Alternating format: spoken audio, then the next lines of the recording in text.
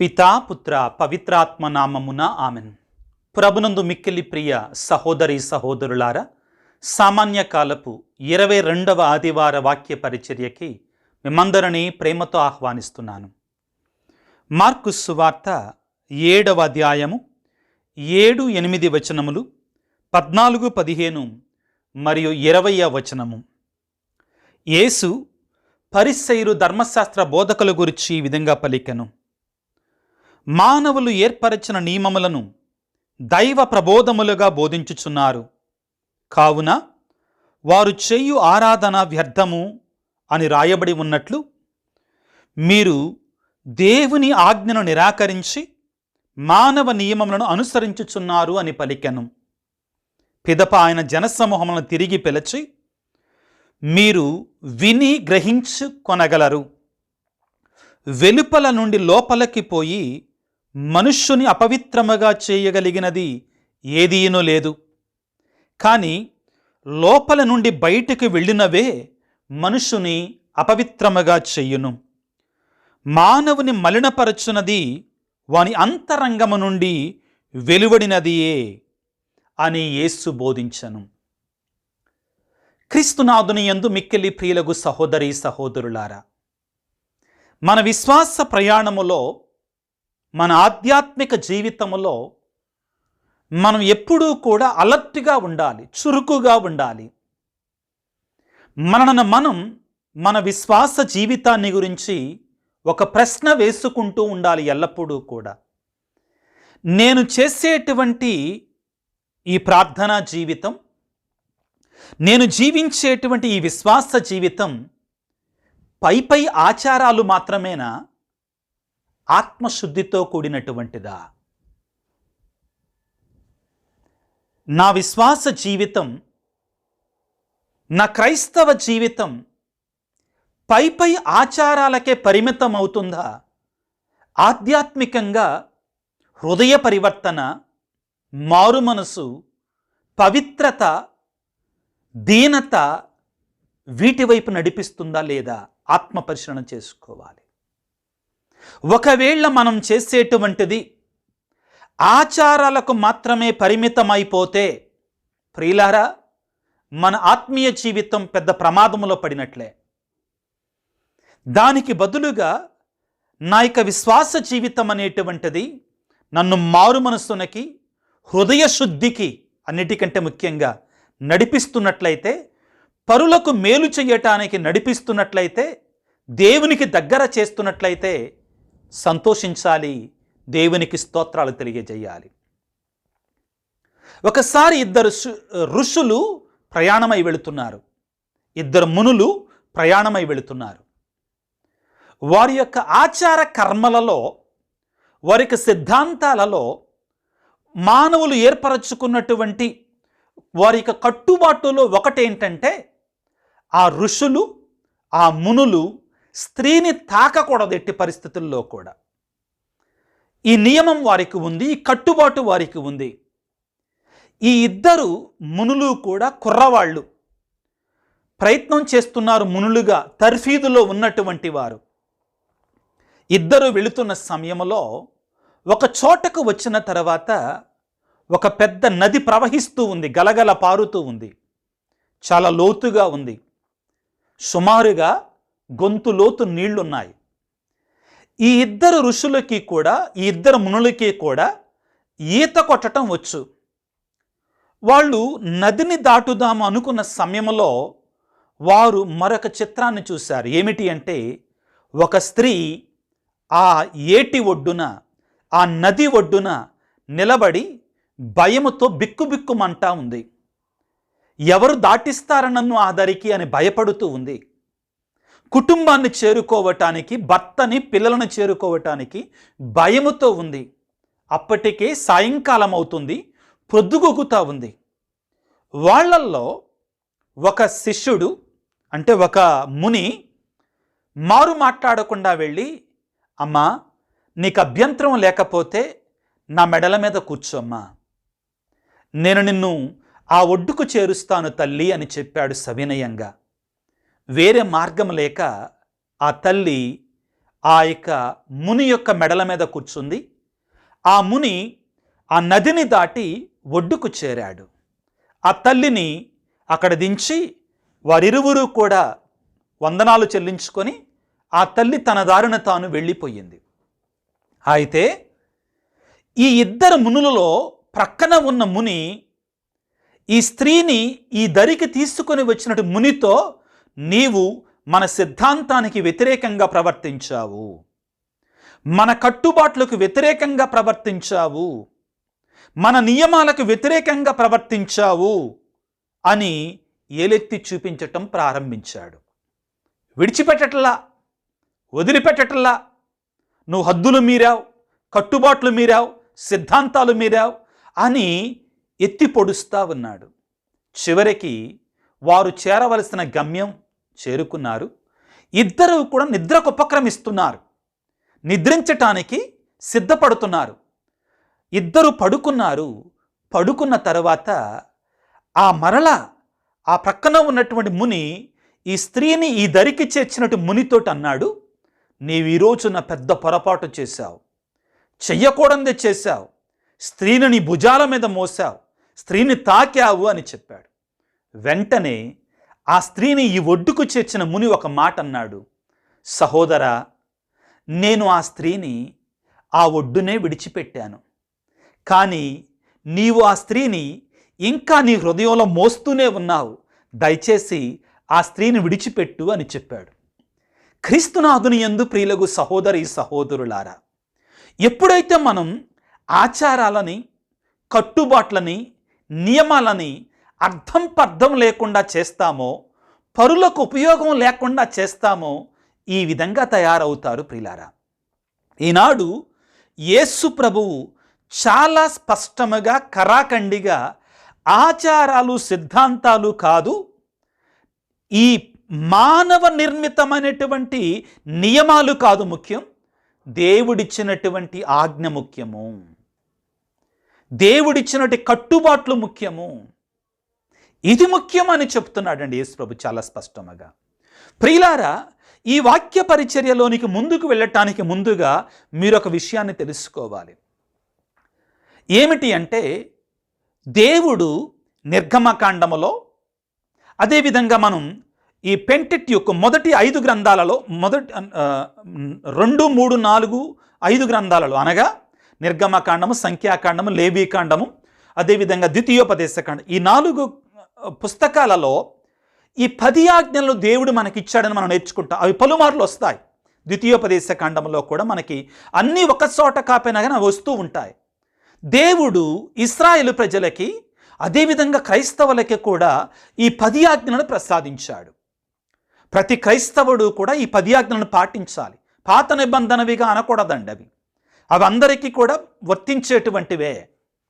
అయితే ప్రియులకు దేవుని బిడ్డలారా, ఈ ధర్మశాస్త్ర బోధకులు, పరిసయ్యులు ఏం చేశారంటే, ఈ 10 ఆజ్ఞల నుండి సుమారుగా 616, 620 మానవ నిర్మితమైన నియమాలు ఏర్పాటు చేశారు. 620 వాటన్నిటిని పాటించాలి, తప్పనిసరిగా పాటించాలి. పాటించకపోతే పాపం చేసినట్లే. ఎవరు వీటిని ఏర్పాటు చేసింది? దేవుడు కాదండి. దేవుడు ఏర్పాటు చేసింది 10 ఆజ్ఞలే. కానీ వీటన్నిటిని కూడా ఎవరు ఏర్పాటు చేశారు? ధర్మశాస్త్ర బోధకులు, పరిసయ్యులు. ఎవరన్నా వాటిని మీరితే వాటికి శిక్ష. నువ్వు ఈ బలి అర్పించాలి, ఈ కానుకలు తేవాలి, ఇది చెయ్యాలి, అది చెయ్యాలి, ఇలా వాళ్ళు చెప్పేటువంటి వారు. ప్రభునందు ప్రియులారా, ఇవన్నీ తెలుసుకున్నటువంటి యేసు ప్రభు ఒకంత బాధతో ఇదిగో ఈ రోజున పరిసయ్యులకి, ధర్మశాస్త్ర బోధకులకి బుద్ధి వచ్చేటట్లుగా కొన్ని మాటలు చెప్తున్నాడు. వారికంటే ఎక్కువగా మనం కూడా జాగ్రత్త వహించాలి అని మనకు బోధిస్తూ ఉన్నాడు. ప్రియులకు సహోదరి సహోదరులారా, ముందుకు వెళ్లే ముందుగా మరొక ముఖ్యమైనటువంటి మాటని మనం ధ్యానం చేయాలి. ఏమిటి అంటే, మనిషికి ఉన్న ఈ హృదయం చూడండి, ఇది చాలా ప్రమాదకరమైనటువంటిది.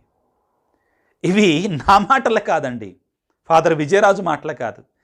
ఇర్మియా గ్రంథంలో మనం చదువుకుంటాం ప్రియులారా, ఏమని అంటే, హృదయము ఒక వ్యాధితో నిండిన కపట కేంద్రం అంటాడండి. దానిని జయించటం ఎవరి సాధ్యము అంటాడు. కాబట్టి ప్రియులారా, ఈ హృదయాన్ని శుద్ధి చేసుకోవాలి మనం, బాహ్యమైనటువంటి దానిని కాదు. ఈ అంతరంగాన్ని మనం శుద్ధి చేసుకోవాలి. ఈనాడు సువిశేషం చాలా పొడుగ్గా ఉందండి, కాబట్టి నేను దాన్ని కొంచెం కొరస చేసి చదివాను మీకోసం. కొన్ని మాటలను మనం చదువుకొని ధ్యానం చేయడానికి ప్రయత్నం చేద్దాం. మార్కు సువార్త 6వ అధ్యాయము, మార్కు సువార్త 7వ అధ్యాయము 6వ వచనాన్ని చదువుకుందాం ప్రియులారా. మార్కు సువార్త 7వ అధ్యాయం 6వ వచనం. ఈ జనులు కేవలము నన్ను పెదవులతో పొగిడెదరు, కానీ వీరి హృదయములు నాకు దూరముగా ఉన్నవి. పెదవులతో ప్రభువా ప్రభువా అని పలుకువారు పరలోక రాజ్యమున చేరడని ప్రభువు చెప్తాడు మత్తయి శుభవార్తలో 6, 7, 8 అధ్యాయాలలో. ప్రియులకు దేవుని బిడ్డల చాలా స్పష్టముగా దేవుని యొక్క వాక్యాన్ని అనుసారముగా జీవించాలి.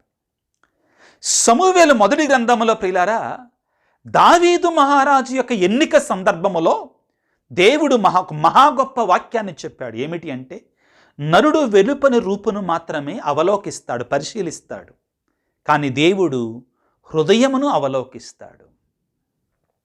ప్రియులారా, క్రైస్తవునికి భక్తునికి కావలసింది ఏమిటి అంటే హృదయ శుద్ధి. మనం దేవుని సన్నిధికి పట్టుచీర కట్టుకొని, జీన్స్ పాయింట్ వేసుకొని, ఖరీదైనటువంటి నగలు వేసుకొని, సెంటు పట్టుకొని వస్తున్నామా దేవుడికి అనవసరమండి. లేక చింపిరి గుడ్డలతో, చిరిగిపోయిన బట్టలతో, లేమితో కలిగిన దాంట్లో అతి తక్కువ ఖరీదైన బట్టలతో వస్తున్నామా దేవుడికి అనవసరమండి.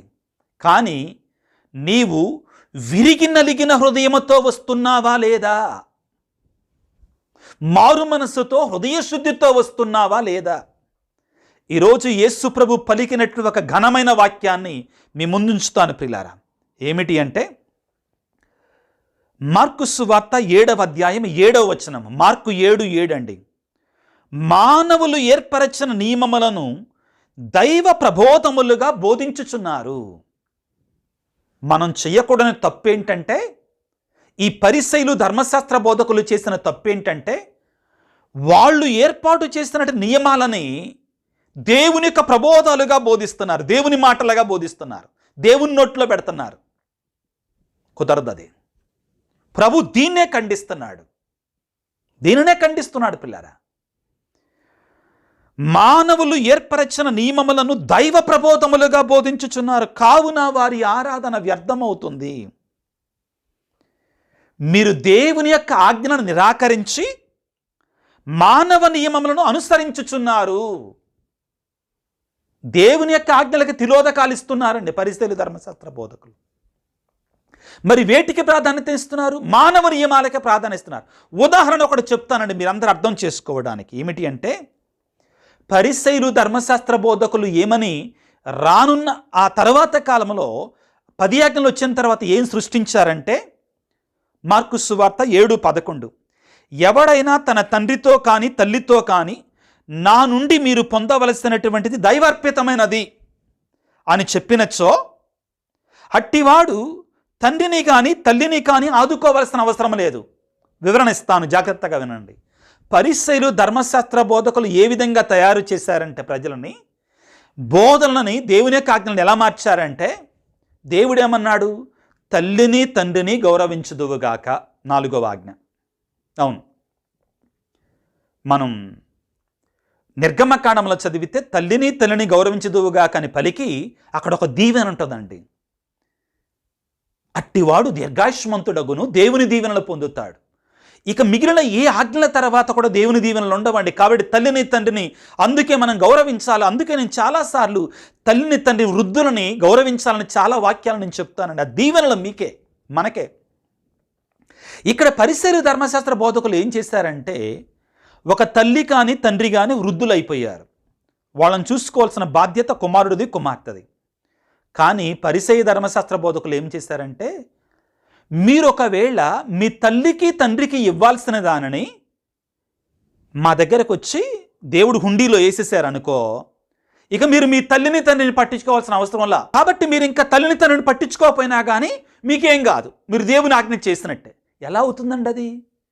ఇది మానవ నియమం. దేవుని యొక్క నియమం ఏంటి? తల్లిని తండ్రిని పట్టించుకోవాలి, గౌరవించాలి. వృద్ధులుగా ఉన్నప్పుడు దేవుడు చెప్తాడు చాలా స్పష్టంగా, వారి బాగోగులు చూసుకోవాలి. అవును ప్రియులారా, ఈ విధంగా తయారు చేశారు కాబట్టే ప్రభువు కుదరదు అన్నాడు. ఇంకా కొన్ని నియమాలు ప్రియులారా, ఈనాటి సువిశేషం మీరు అందరూ కూడా మొదటి నుంచి చదవాలనే కాశ చాలా పొడుగ్గా ఉంది కాబట్టి మీకు కొన్ని వాక్యాలు మాత్రమే చదివాను. 7వ అధ్యాయం మార్కు సువార్త 1వ వచనం నుండి ఉంటుందండి. ఒకరోజు యేసుప్రభు శిష్యులు ఏం చేశారంటే ఒక విందుకు వెళ్ళి చేతులు కడుక్కోకుండా అన్నం తినడానికి ప్రయత్నం చేశారు. ఇక పెద్ద బ్రహ్మాండం చేసేసారు పరిశీలు ధర్మశాస్త్రం. అయిపోయింది, ఇంకేముంది, అయిపోయింది. దేవుడు ఎక్కడ చెప్పాడండి? ఇక్కడండి మనం గుర్తుపెట్టుకోవాల్సింది ఏంటంటే మనిషి యొక్క ఆచార అదేవిధంగా సంప్రదాయాలు వేరు. అర్థమవుతుందా? ఆచారాలు సంప్రదాయాలు వేరు, దైవికమైన విషయాలు వేరండి. జాగ్రత్తగా గుర్తుపెట్టుకోండి. ఉదాహరణకి మీకందరికి అర్థమవుతుంది, నేను ఇప్పుడు ఈ కోట్ వేసుకున్నాను, నల్లని చొక్కా వేసుకున్నా, మధ్యలో తెల్లని, ఇది గురువులకి గుర్తండి, ఫాదర్స్ గుర్తు. ఇక్కడ ఈ యూరోపియన్ దేశాలలో, యూరోప్ దేశాలలో, ఐరోపా దేశాలలో, ముఖ్యంగా ఇటలీ దేశంలోని నల్లదే ధరించాలి, పాపు గారు తెల్లది ధరిస్తారు. గురువులందరికీ ఇది గుర్తండి. ఈ డ్రెస్ ఇది గురువులది, ఇది ఫుల్ డ్రెస్ అండి. కాబట్టి ఇక్కడ ఈ డ్రెస్ ఉంది. పూజ చేసేటప్పుడు పూజ వస్త్రాలు వేసుకోవాలి అందరూ, ఇక్కడ కానీ ఇండియాలో కానీ. కాబట్టి ఇది ప్రియులారా, మరలా చెప్తున్నా, ఇది ఇక్కడ సంప్రదాయం మాత్రమే. ఎస్, బట్ పూజా వస్త్రాలు అన్ని చోట్ల సేమే. అదేవిధంగా భారతదేశంలో భారతీయ స్త్రీ అనేటువంటిది బొట్టు పెట్టుకుంటుంది, భారతీయ స్త్రీ అనేటువంటిది తాళిబొట్టు కట్టించుకుంటుంది, కాటుక పెట్టుకుంటారు, ఆరోగ్యంగా, అది ఆరోగ్యవంతమైనటువంటిది. పట్టీలు పెట్టుకుంటారు, అది స్త్రీల సంప్రదాయం. ప్రియులారు, స్త్రీ అనేటువంటి వారు ఒక చుడీదార్ వేసుకుంటారు, ఒక చీర కట్టుకుంటారు. వాటిని తీసుకొని వచ్చి ఆహా మీరు హైందవ సంప్రదాయాన్ని, అది హైందవుల సంప్రదాయం కాదండి, భారతీయ సంప్రదాయం. అది అక్కడ ఉన్నటువంటి ఆచార సంప్రదాయాలు. బొట్టు పెట్టుకుంటే పరలోకానికి వెళ్ళరు, కాటుక పెట్టుకుంటే పరలోకానికి వెళ్ళరు, తాళిబొట్టు కట్టుకుంటే పరలోకానికి వెళ్ళరు. ఇంకా కొంతమంది విపరీతమైన బోధనలు చేసి ప్రజలను తిమ్మిరి మమ్మిరి చేసి భయపెడుతున్నారు. తప్పు ప్రియులారా, తప్పిది. యేసు ప్రభు ఈరోజు ఖండించేది అట్లాంటి వాళ్ళనే. కొబ్బరికాయ కొడితే పరలోకానికి వెళ్ళారంట, తలనీలాలు సమర్పిస్తే పరలోకానికి ఏమండి? పౌలు గారు 2 సార్లే అపోస్తుల కార్యాల్లో మనం చూస్తాం, ఆయన మొక్కుబడి చేసుకొని తలనీలాలు అర్పించాడు కదా. ఇంకా ఎందుకని భక్తుల యొక్క ఆ మదిని మీరు తొలుస్తున్నారు? ఏదో 40 రోజుల పాటు దీక్ష స్వీకరిద్దాం, దేవునికి దగ్గరగా ఉందాం, నేను ఒక ప్రత్యేకమైనటువంటి రీతిలో నేల మీద పడుకుంటాను, జపమాల ధరిస్తాను, తెల్ల వస్త్రాలు ధరిస్తాను, భక్తితో ఉండటానికి ప్రయత్నం చేస్తాను అని వ్యక్తులు కొంతమంది దానిని స్వీకరిస్తే, జపమాలను స్వీకరిస్తే తపస్సు కాలంలో దానిని గురించి కూడా పుంకాలుగా వీడియోల మీద వీడియోలు చేయటం, అది క్రైస్తవ విరుద్ధం, పాపం. అది పరలోకానికి వెళ్ళరు. నాజీరు వ్రతం గురించి నీకు తెలియదా? బైబిల్ బోధించేటువంటి వాడికి బాప్తిస్మ యోహాను గారు నాజీరు వ్రతాన్ని బూనాడని నీకు తెలియదా? పౌలు గారు కొద్ది కాలం 2 సార్లు నాజీరు వ్రతాన్ని బూనాడని మీకు తెలియదా? తెలుసు. కానీ బోధకులు ఎలాగ తయారయ్యారంటే మానవ నిర్మితమైనటువంటి వాటినే పట్టుకుంటున్నారు. ప్రియులారా, మనం ఏ పద్ధతి చేసినా కానీ దేవునికి దగ్గర అయితే అది ముఖ్యం. ప్రియులారా, ప్రభు ఏమంటున్నాడంటే, ఈ చేతులు కడుక్కోకపోతే ఎవరు? యేసు ప్రభు యొక్క శిష్యులు అలా ఎలా తింటారు? అలా తినకూడదు కదా. వినండి, మాటలు వినండి ప్రియులారా. మార్కు సువార్త 7వ అధ్యాయం 3వ వచనంలో, పూర్వుల సంప్రదాయం ప్రకారం యూదులకు, ముఖ్యంగా పరిసయ్యులకు చేతులు కడుగుకొనక భుజించు ఆచారం లేదు. అంగటి నుండి కొని తెచ్చినటువంటి ఏ వస్తువునైనా శుద్ధి చేయాలి. ఇక్కడ శుద్ధి అంటే కడగటం అనుకోమాకండి మీరు. పాత్రలు కడుక్కోవాలి, కూరగాయలు కడుక్కోవాలి, అదోకే, దాని గురించి మాట్లాడతలా. ఇక్కడ శుద్ధి అంటే ప్రియులారా, కొన్ని ఆచార సంప్రదాయాలు ఉంటాయి. కొన్ని వాళ్ళు ఏం చేస్తారంటే, కొన్ని వాళ్ళ సంబంధించినటువంటి వాటిని వారు చేస్తారు. వాటిని చేస్తారు ప్రియులకు దేవుని బిడ్డలారు. కాబట్టి వాళ్ళు ఈ దేవుడిచ్చినటువంటి 10 ఆజ్ఞల కంటే కూడా మానవ నిర్మితమైన నియమాలు, ఆచార సంప్రదాయాలకు ఎక్కువ ప్రాధాన్యతని ఇవ్వటం మొదలుపెట్టారు. అవి చేయకపోతే తప్పు, అవి చేస్తే తప్పని. అవి ముఖ్యం కాదు, అవి ముఖ్యం కాదు. నువ్వు ఏ బట్టలు వేసుకుంటావా, నీవు తాలిబొట్టు కట్టుకుంటావా, అదా గురుతు సంప్రదాయం ఆ ప్రాంతాన్ని బట్టి. ఆఫ్రికా దేశం వెళితే ప్రవేశ గీతాన్ని పాడరండి, ప్రవేశ గీతాన్ని డాన్స్ వేస్తారు. అవును ప్రియులారా, ఆఫ్రికా వెళితే ప్రవేశ గీతాన్ని పాడరు, పాడతా డప్పులు కొట్టుకుంటా డాన్స్ వేసుకుంటా గురువుని తీసుకొని వస్తారు. 3-4 గంటల పూజ, అది వారి సంప్రదాయం అండి. అంతేగాని భక్తి అది దేవుని యొక్క ఆరాధనకి నడిపిస్తుందా లేదా, అది ముఖ్యం. దానిని గురించి ప్రభువు చెప్తున్నాడు ప్రియులకు దేవుని బిడ్డలారా. బాధాకరమైన విషయం ఇదే ప్రియులారా. ఏమిటి అంటే మానవులు హృదయాన్ని చూడట్లా, మానవుని హృదయాన్ని చూడట్లా. మానవుని ఏం చూస్తున్నారు, అది తప్పు ఇది తప్పు అది తప్పు, ఈయనొక్కడ చేసేది మాత్రమే రైట్. ఇప్పుడు నేను ఏ ఒక్కళ్ళను కూడా కానీ చేసేటువంటి తప్పును మాత్రం ఖండిస్తున్నాను పిల్లారా. మరొక ముఖ్యమైన విషయాన్ని గుర్తించాలి. నేను అన్యాయాన్ని చేస్తూ, అధర్మాన్ని చేస్తూ, పాపాన్ని చేసుకుంటా, లేకపోతే దోపిడీ చేసుకుంటా, దౌర్జన్యం చేసుకుంటా, వెలంగని చర్చికి వెళ్ళి, గుణదల కొండకెళ్ళి, లేకపోతే నిర్మలగిరి వెళ్ళి హుండీలో 1,00,000 రూపాయలు వేస్తాను, నా పాపాలన్నీ పోయినాయి. నో నో, జరగదు ప్రియులారా. నువ్వు చేయాల్సింది ఏంటంటే, నువ్వు చేయాల్సినటువంటి ఆ తప్పును నువ్వు మానివేయాలి. ఆ దోపిడీను నువ్వు మానేయాలి, పేదలను పీడించటం అది ముఖ్యం. దానిని మనం ముందుగా చేయగలగాలి ప్రియులకు దేవుని బిడ్డ. అది చేయకపోతే దీనివలన ప్రయోజనం శూన్యం ప్రియులకు దేవుని బిడ్డలారా. ఏం మారాలి? హృదయం మారాలి. మారు మనసు ఇక్కడ కలగాలి ప్రియులకు దేవుని బిడ్డలారా. హృదయ శుద్ధి లేని ఆచారం అదియేలా. వేమన చెప్పిన రీతిగా హృదయ శుద్ధి లేని ఆచారం అదియేలా. ప్రియులకు దేవుని బిడ్డలారా, ఎవరు బాధపడకండి, ఈ విషయాన్ని చెప్తున్నాను. నేను 20 జపమాలలో చెప్తున్నాను. నేను ప్రతి ఆదివారం గుడికి వెళ్తున్నాను, ప్రతిరోజు గుడికి వెళ్తాను. మంచిది, వెళ్ళాలి, ముమ్మాటికి వెళ్ళాలి, నేను దానికి విరుద్ధం కాదు. కానీ గుడిలో ఒక మార్తమ్మ మరియమ్మలాగా ఉండి గుడి బయటికి వచ్చి మహంకాళమ్మలాగా మారామనుకో ప్రయోజనం. అది దాని గురించి ప్రభువు మాట్లాడారు. అదేవిధంగా నేను గుడికి వెళుతున్నా కాబట్టి మిగిలిన వాళ్ళందరూ పాపాత్ములు. ఈ మనస్తత్వాన్ని, హృదయాన్ని మార్చుకోవాలంటున్నాడు. ముగింపుగా ప్రభు ఏమంటాడో తెలుసా? ఆలకించుదాం పిల్లలు. మార్కు సువార్త 7వ అధ్యాయము 20వ వచనం. మానవుని మలినపరుచున్నది వాని అంతరంగము నుండి వెలువడినది బయటికి వచ్చేదే. ఎలాది? లోపల నుండి, అనగా మానవ హృదయం నుండి దురాలోచనలు, వేశ్య సంగమము, దొంగతనము, నరహత్య, వ్యభిచారము, దురాశ, దౌష్ట్యము, మోసము, కామము, మాత్సర్యము, దైవదూషణము, అహంభావము, అవివేకము వెలువడును. ఇట్టి చెడుగులన్నీయు అంతరంగము నుండియే వెలువడి మానవుని పాపమునకు దారిచేసి మలినపరుస్తున్నాయి. కాబట్టి ప్రియులారా, మానవులమైన మనం వీటి గురించి జాగ్రత్త పడాలి. మనిషిలో నుంచి వచ్చే ఈ ఆలోచనలు వస్తాయి చూడండి, ఈ క్రియలు చేస్తున్నాను చూడండి, దురాలోచనలు, వేశ్యాసం, ఈ చెడు ఆలోచనలు, చెడు తలంపులు, చెడు పాపాలు ఉన్నాయి చూడండి, వీటిని మనం సరి చేసుకోవాలి. అంతేకాని బుట్టు పెట్టుకుంటే నరకానికి వెళతారు, కాటుకు పెట్టుకుంటే పరలోకానికి వెళ్ళరు, కొబ్బరికాయ కొడితే రక్షణ లేదు, గుండు చేయించుకుంటే పరలోకానికి వెళ్ళరు. ఇవి మానవుల యొక్క ఆలోచనలు ప్రియులారా. అవి ఎవరు ప్రోత్సహించటల్లా, ప్రోత్సహించకూడదు కూడా. నో, ఇది కూడా కరాఖండిగా చెప్తున్నానండి నేను. మరి ఏంటి? ఇవి చేస్తేనే రక్షణ అది నువ్వు అనుకుంటున్నావు, చేస్తున్నావు, ఒక కొవ్వొత్తిని వెలిగిస్తున్నావు. దానికి ఒక అర్థం ఉంది.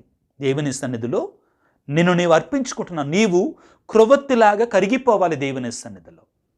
మనిషి ఎందుకని తలనీలాలు సమర్పిస్తాడు? మనిషికి అతి ఆ అందానికి సూచక అవి. స్త్రీలు ముఖ్యంగా ప్రియులారా ఎంత ఇష్టపడతారు. పురుషులు మొహమాటం లేకుండా చెప్తున్నా, బట్టతలు రాకుండా ఉండాలని ఎన్నో ప్రయత్నాలు కొంతమంది. నాకు ఆ ప్రాబ్లం లేదు. అవును, ఆ తైలాలు ఈ తైలాలు ఎందుకని?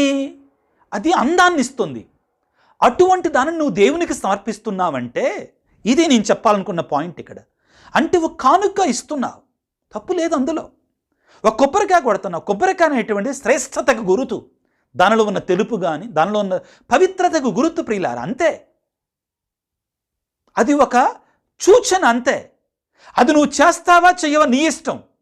చెయ్యమని నేను చెప్పకూడదు. Yes, no. 10,000 కొవ్వొత్తులు వెలిగిస్తే నాకు రక్షణ, no, there is no no no no that will not happen. నేను 1,00,000 కొవ్వొత్తులు వెలిగిస్తాను, నాకు నేను పరలోకానికి వెళ్తాను, no, that will not happen. దయచేసి నమ్మండి.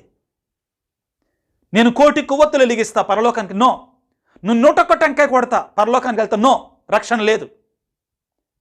అది నువ్వు మనఃపూర్వకంగా హృదయ పరివర్తన చెంది నీ చిత్తశుద్ధితో చేసావనుకో, అది వేరు. హృదయం మారాలి ముందు. హృదయం మారాలి ముందు. మనం చేసేటువంటి క్రియ మన హృదయ పరివర్తనకి మారుగా ఉండాలి. గుండెలు బాదుకుంటాం కదా, ఎందుకని? ఆ పశ్చాత్తాపానికి గుర్తు అంతే అది. కానీ హృదయంలో పశ్చాత్తాపం కలగాలి. ప్రియులారా, నేను చాలా విషయాలు మీ ముందుంచుతున్నాను జరిగేటువంటివి. నీకు ఇష్టమైతే చెయ్యి, లేకపోతే, కానీ ఒకటి మాత్రం అందరం చెయ్యాలి, ఖచ్చితంగా చెయ్యాలి పరలోకాన్ని చేరాలంటే. ఏంటది? ఈ హృదయాన్ని మార్చుకోవాలి. ఇదే ప్రభు చెప్పేదండి ఈరోజు. ఇదే ప్రభు చెప్పేది ఈరోజు. ఈనాటి 2వ పట్టణంలో కూడా యాకోబు గారు ఇదే మాట చెప్తాడండి. ఏంటి? యాకోబు పత్రిక 1వ అధ్యాయం 21వ వచనం, కనుక సమస్త దుష్టవర్తనలను దురభ్యాసములను మానివేయండి. ఇది ముఖ్యం. ఆయన మీ హృదయములపై ముద్రించినట్టు వాక్కును సాత్వికముగా ఆలకింపుడు, అది మేము రక్షించును. ఈనాడు ప్రియులారా, మనందరము కూడా ఆ ప్రభువుని వేడుకోవాలి. దేవా, ఇదిగో ఈ చెడు నుండి, ఈ పాపము నుండి నేను బయటపడులాగా నన్ను దీవించును. ఆయన శరీర కార్యాల గురించి మాట్లాడతాడు పౌలు గారు గలతీ పత్రికలో 5వ అధ్యాయం 19వ వచనం నుండి. ఏమంటాడు? శరీర కార్యములు స్పష్టమే, వాటి నుండి మనం మారు మనస్సు పొందాలి, హృదయ పరివర్తన చెందాలి. ఏంటంటే అవి జారత్వం అంటే వ్యభిచారము, అపవిత్రత, కామం, విగ్రహారాధన, మాంత్రిక శక్తి, శత్రుత్వము, కలహము, అసూయ, క్రోధము, స్వార్థము, కక్షలు, వర్గతత్వం, మాత్సర్యము, తాగుపోతుతనము, విందులు, వినోదములు మొదలగునవి. మానవుడనేటువంటి వాడు వీటి నుండి దూరంగా ఉండాలండి. వీటి నుండి హృదయ పరివర్తన చెందాలి, వీటి నుండి మారు మనసు పొందాలి. కొబ్బరికాయ కొట్టగానే పాపంలో పడిపోతాడని ఇవి కాదు ప్రియులారా. బాహ్య ఆచారాల మీద ఎందుకు నువ్వు అంతగా ఇచ్చేస్తున్నావు? అవి ఎవరికి ఇష్టం వచ్చినటువంటి వారి సూచనలు, గుర్తుగా అవి ఉంటాయి. తెల్లని వస్త్రాలు ధరించి గుడికి వెళ్ళాలనుకుంటాం. ఎందుకని? నేను పవిత్రంగా మారాలంటూ ఉద్దేశం, ఒక గుర్తు మాత్రమే. అవును ప్రియులారా, కొంతమంది, క్షమించండి ఈ మాటలు చెప్తున్నాను, కానీ ఇవి మీకు అర్థం కావటం కోసమే. నిజమే, పొట్టు పెట్టుకుంటే పరలోకానికి వెళ్ళకూడదని, కాటుకు పెడితే పరలోకానికి వెళ్ళరని, మెళ్ళలో ఏదన్నా తాలిబొట్టు కట్టుకోవటం మన సిద్ధాంతం కాదని అంటున్నారు. కానీ ప్రియులారా, అదే బోధకులు ఏం చేస్తున్నారు? ఐబ్రోస్ చేయించుకొని, లిప్స్టిక్లు చేయించుకొని, ఫేషియల్లు చేయించుకొని, మ్యాచింగులు వేసుకొని, క్షమించండి ఇవన్నీ మీ ముందు తేవాలనుకోండి, ఇవన్నీ తీసుకొని రావచ్చా? ఇవన్నీ వేసుకొని రావచ్చా? ఇది కరెక్టేనా మరి? దీనికంటే ముఖ్యంగా ఇది తప్పు. ప్రభువుని వేడుకుందాం పిల్లలు ఈ రోజున. దేవా, నేను పై ఆచారాల కంటే కూడా ముఖ్యంగా నీ యొక్క ఆజ్ఞలకి విలువనిచ్చి పాపానికి దూరంగా ఉన్న హృదయాన్ని మార్చుకునే శక్తిని మాకు దయచేయి. ప్రియులారా, కథోలిక విశ్వాసములో మనము చేసేటువంటి ప్రతి నియమం కూడా బైబిలు ఆధారితమైనటువంటిది. మనం చెప్పే జపమాల బైబిల్ గ్రంథంలో ఉంది, మనం చేసే పరలోక ప్రార్థన బైబిల్ గ్రంథంలో ఉంది. ప్రియుల దివ్య బలి పూజ బైబిల్ గ్రంథంలో ఉంది, యేసు ప్రభు చేత స్థాపించబడినటువంటివి. కాబట్టి ప్రియులారా, వాటికి మనం ప్రాధాన్యతనివ్వాలి. దివ్య సంస్కారాలు దేవుడిచ్చినటువంటి ఈ బైబిల్ గ్రంథంలో ఉన్నాయి, వాటికి మనం ప్రధానమైన స్థానాన్ని ఇవ్వాలి. శ్రీ సభ కూడా అదే చేస్తుందండి. అవును, మొదటి స్థానంలో ఆ దివ్య సంస్కారాన్ని ఉంచుతుంది ప్రియులారా. ఆ దేవుని యొక్క వాక్యాన్ని దివ్య సంస్కారాలను ఉంచుతుంది, ఆ దివ్య బలి పూజనే ఉంచుతుంది ప్రియులారా. కాబట్టి వాటికి ప్రాధాన్యతనివ్వడానికి ప్రయత్నం చేద్దాం. దేవుని కృప కొరకై తలలు వంచి ప్రార్థన చేసుకుందాం. సర్వశక్తిమంతుడా, సర్వోన్నతుడా, ప్రేమామయుడా, నీ బిడ్డలమైన మేము వేటికి ప్రాధాన్యతనివ్వాలి, వేటికి ప్రాధాన్యతనివ్వకూడదు, ఏవి ముఖ్యమైనటువంటివి క్రైస్తవ విశ్వాసానికి, పరలోక రాజ్యాన్ని చేరడానికి ఏవి ముఖ్యమైనటువంటివి కావు అనే విషయాన్ని చాలా కూలంకుశంగా, చాలా స్పష్టంగా, అర్థవంతంగా మాకు తెలిసిన విషయాలన్నిటిని కూడా తెలియజేశావు. నీకు స్తోత్రాలు. మా చుట్టూ జరుగుతున్న విషయాలను మాకు తెలియజేశావు. ప్రభువా, మా విశ్వాస జీవితంలో మా హృదయ శుద్ధికి ఎక్కువ ప్రాధాన్యతనివ్వడానికి మాకు శక్తినివ్వండి. మా కనువిప్పు కలిగించండి. బాహ్యమైన అనవసరమైన ఆచారాలని ప్రక్కన పెట్టి పరిశుద్ధమైన జీవితాన్ని జీవించటానికి, నీకు ప్రియమైన బిడ్డలుగా బ్రతకడానికి, మా హృదయాన్ని కడుగు వేసుకోవడానికి కావలసినటువంటి ఆ మనోజ్ఞానాన్ని మాకు దయచేయండి ప్రభువా. ముఖ్యంగా ఎవరైతే కొంతమంది తెలియక ఆచార సంప్రదాయాలకి ఎక్కువ ప్రాధాన్యతనిస్తూ అది చేస్తే మంచిది కాదు, ఇది చేస్తే మంచిది కాదు అంటారో వారిని కూడా ప్రభు సరిచేయండి. ఈనాడు ఈ వాక్య పరిచర్యలో పాల్గొన్నటువంటి నీ బిడ్డలందరినీ దీవించండి, ఆశీర్వదించండి. వారి కుటుంబాలను దీవించండి, వారికి ఉన్న సమస్తాన్ని ఆశీర్వదించండి.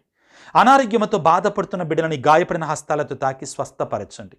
ముఖ్యంగా కుటుంబాలలో శాంతి లేక, సమాధానం లేక ఉంటున్నటువంటి వారిని దీవించండి ప్రభువా. వారికి అది అనారోగ్యం కారణంగా కావచ్చు, కుటుంబంలో తల్లిదండ్రుల మధ్యలో సఖ్యత లేక, భార్యాభర్తల మధ్యలో సఖ్యత లేక, పిల్లల తల్లిదండ్రుల మధ్యలో సఖ్యత లేక, ఆర్థిక ఇబ్బందుల వలన కావచ్చు, పిల్లలు లేనటువంటి కారణం, వీటన్నిటినీ కూడా ప్రభువా ప్రజలకు దూరం చేయండి, విశ్వాసులకు దూరం చేసి నీ దీవెనలను సమృద్ధిగా ప్రసాదించండి. ఈ కొరతలను దూరం చేయండి ప్రభువా.